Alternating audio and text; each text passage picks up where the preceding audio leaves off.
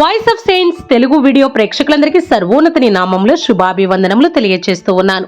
ప్రియ క్రైస్తవ సహోదరి సహోదరులారా, ఈ రోజు మన వీడియోలో 268వ పోపుగా ఎన్నికైన పోప్ లియో 14 గారు చేతులపైన త్వరలో పునీత పట్టం అందుకోబోతున్న బ్లెస్సెడ్ మరియా టోర్నకట్ గారి యొక్క జీవితం గురించి మనం తెలుసుకోబోతూ ఉన్నాము. బ్లెస్సెడ్ మరియా టోర్నకట్ గారు 1883 ఫిబ్రవరి 16న ఇటలీలోనే ఒక పేద రైతు కుటుంబంలో జన్మించారు.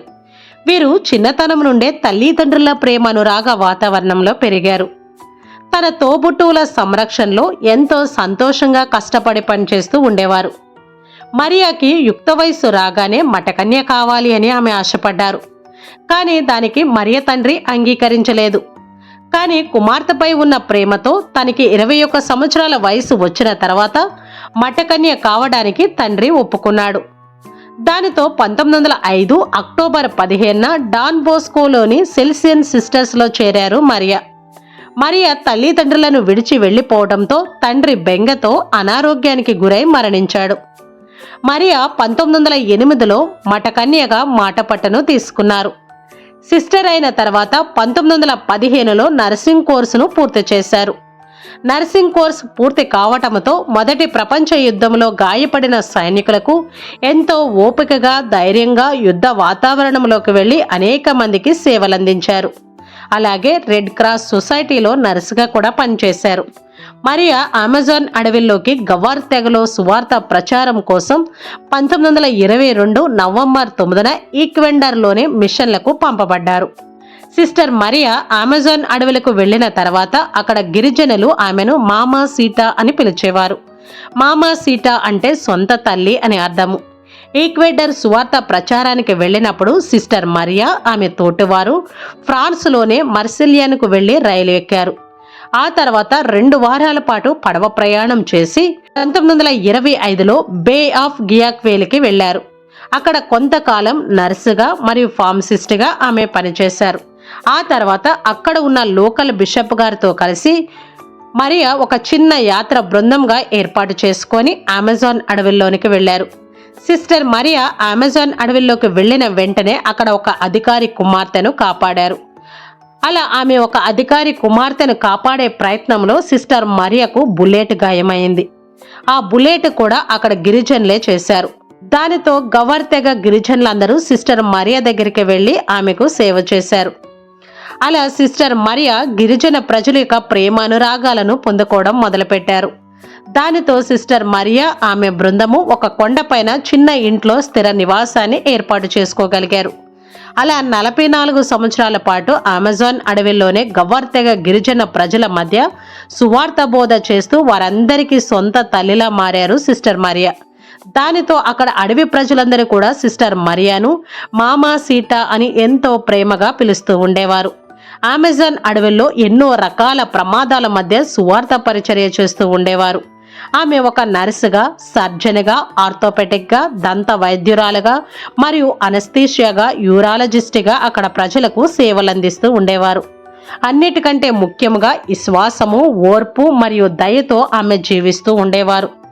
సిస్టర్ మరియా చేసిన కృషితో అమెజాన్ అడవుల్లో వందలాది మంది గిరిజన ప్రజలు క్రైస్తవులుగా మారారు. ముఖ్యంగా ఆమె అక్కడ ప్రజలకు చదవడం కూడా నేర్పిస్తూ ఉండేవారు. ఆరోగ్య రంగంలో వారికి ఎంతో సేవలు అందిస్తూ ఉండేవారు. ఈ విధంగా అమెజాన్ అడవుల్లో అంతులేని సువార్త పరిచర్య చేసి ప్రజలకు సేవలందించి అడవి బిడ్డలకు తల్లిగా 44 సంవత్సరాల పాటు అడవిలోనే ఉండిపోయారు. 1969 ఆగస్టు 25న సిస్టర్ మరియా మిషనరీ పనిపైన విమాన ప్రయాణానికి సిద్ధమయ్యారు. విమానం టేకాఫ్ అయిన కొద్దిసేపటికే కుప్పకూలిపోయింది. గవర్ ఫెడరేషన్ రేడియో వారు ఒక విచారకరమైన ప్రకటనను జారీ చేశారు.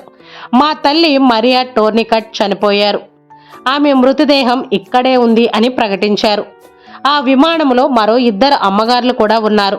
వారు ప్రాణాలతో బయటపడ్డారు. సిస్టర్ మరియా మాత్రం ఆమెకు ఎంతో ఇష్టమైన అడవి మాతృభూమిలోనే కుప్పకూలిపోయారు.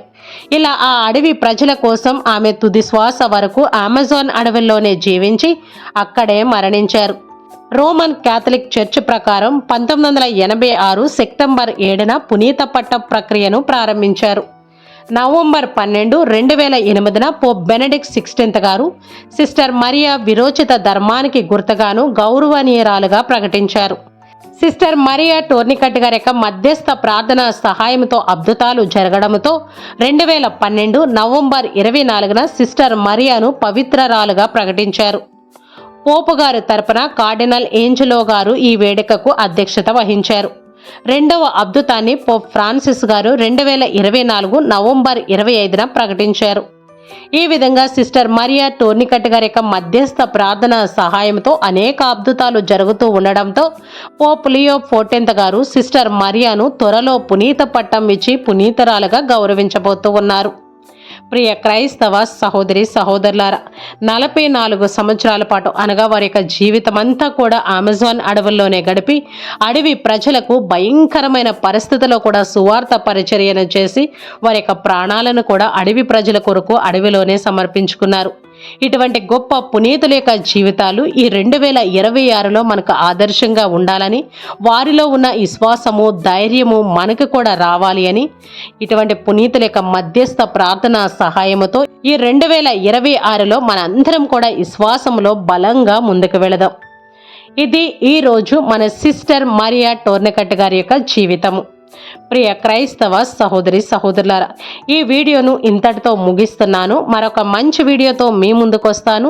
అప్పటి వరకు దేవుని యొక్క కృప కాపుదల మనందరికీ తోడై ఉండి దేవుని యొక్క ప్రేమలో సేవలో మనల్ని ముందుకు నడిపించునుగాక. Amen. God bless you all.